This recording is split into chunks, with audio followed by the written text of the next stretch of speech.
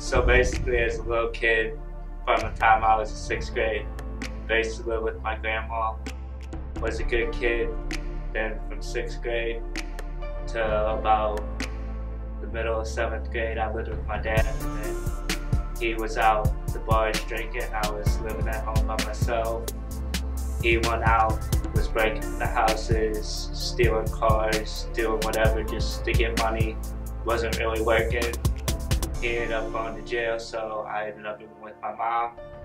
When I moved with my mom, I basically hung around with the wrong group of people in Lime, and they just took me down the wrong path, started breaking into cars like my dad was doing, just destroying property, kicking in people's doors for no reason, just living the street life, got into drugs, started smoking weed, started popping pills, and that is where my life really took off. I started just selling drugs, basically just doing stuff way worse than I thought I'd be doing. And I've pretty much been on my own since I was a little kid. And then when about the middle of 11th grade year, my dad got out of jail, moved back with him, and he went back to his old ways, started drinking again, just being abusive and violent to me.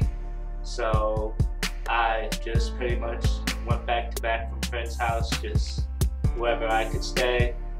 And then about a year and a half ago, we moved in with our dad's buddy, and that's when stuff started getting really bad. I was getting back into drugs, living my old life again. My dad was really bad at drinking because his buddies have been bad alcoholic too. So I just was doing whatever I could just to cope with the stress. Then I met my cousin Lisa. I started hanging out with my cousin Lisa, and she referred me to MSP, which is a church program I'm in. And I put out a hot sheet, and Mike, mini-me, he referred me to New Life Evangelistic Center. It's a homeless shelter. Stayed there for about 2 days.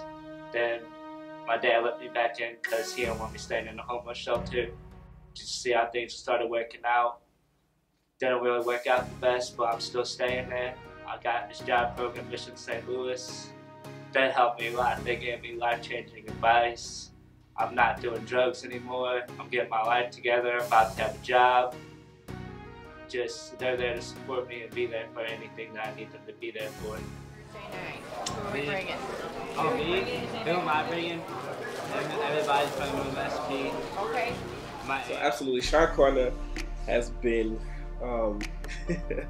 he has been definitely just a guy who has not let his personal circumstances get him down. When we first met him, he was very honest, very open.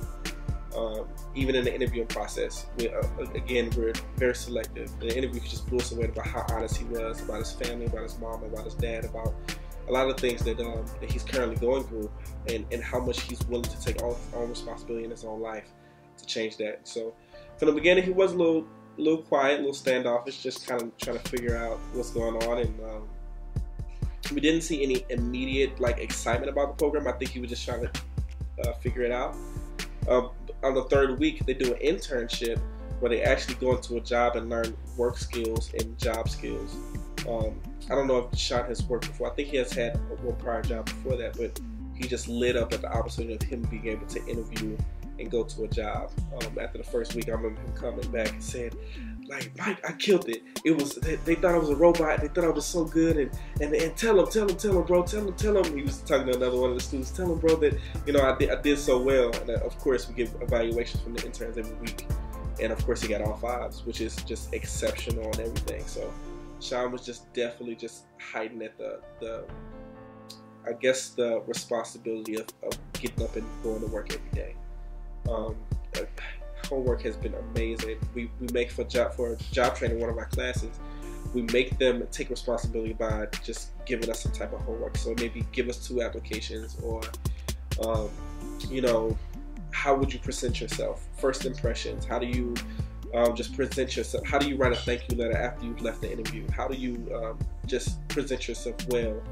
He's killed it. every single homework assignment that we've given him, he has went above and beyond to make sure. Also, he meets with a mentor.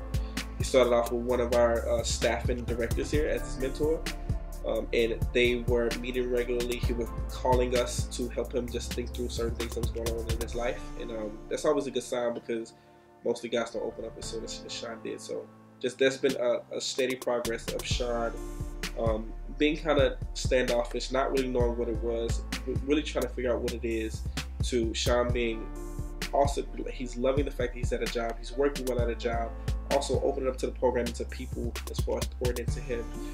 Secondly, I'm starting to see like his curiosity towards Jesus and God and what he plays a role in his life currently. We also have 2 students that we want to recognize as honorable mention, and these students completed the majority of the program, and they displayed immense amount of progress, and we still want to recognize them for the amount of the program that they did complete.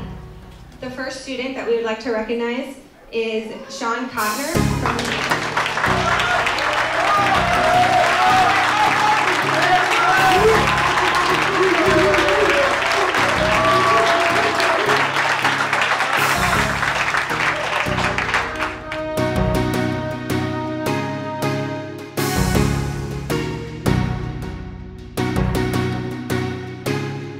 Now, after I graduated the program, I'm just happy I did it, and I'm actually committed to something because it's one of the best choices I've made in my entire life.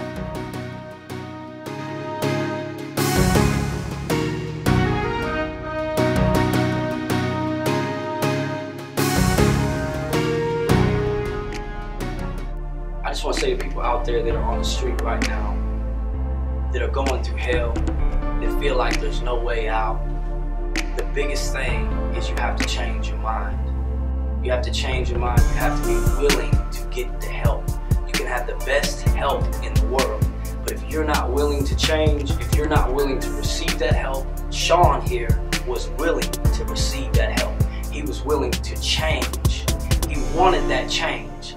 We can try to help everybody, but we can't help everybody.